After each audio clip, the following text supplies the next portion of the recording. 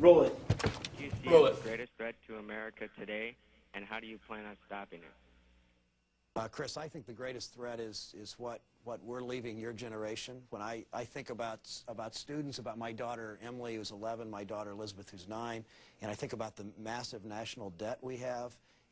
Mr. Speaker, I'm a deficit hawk. I want to balance the budget, but also in support of the balanced budget amendment. Does it bother you we've gone 1,000 days without having a budget?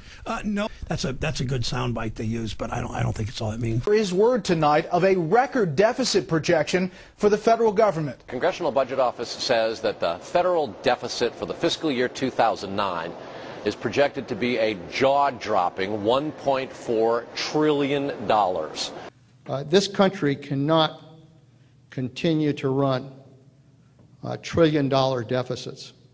We cannot do that and expect that we can remain a powerful nation. It is absolutely critical that we get a handle on our finances.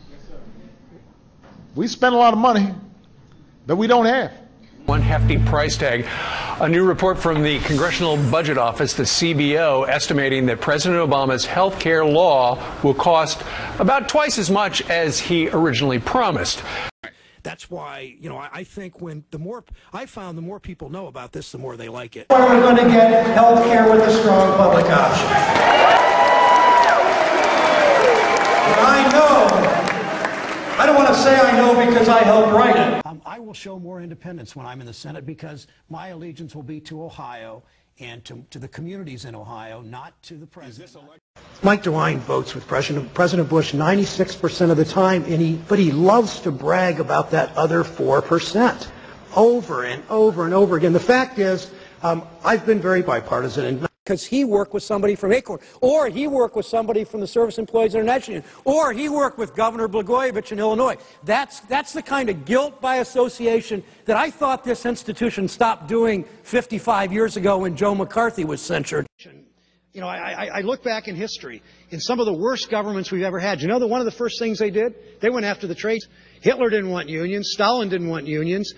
Mubarak didn't want independent unions. These autocrats in history don't want independent unions. This bill pays for itself, actually reduces the deficit, and I'm just getting tired of them whining about the cost of this when we do pay for it. I think the energy coming out of the Wall Street protesters is always a good thing. Extending unemployment benefits that creates economic activity, that creates jobs, are a little bit more niggardly, if you will. That's Washington as usual, is it not?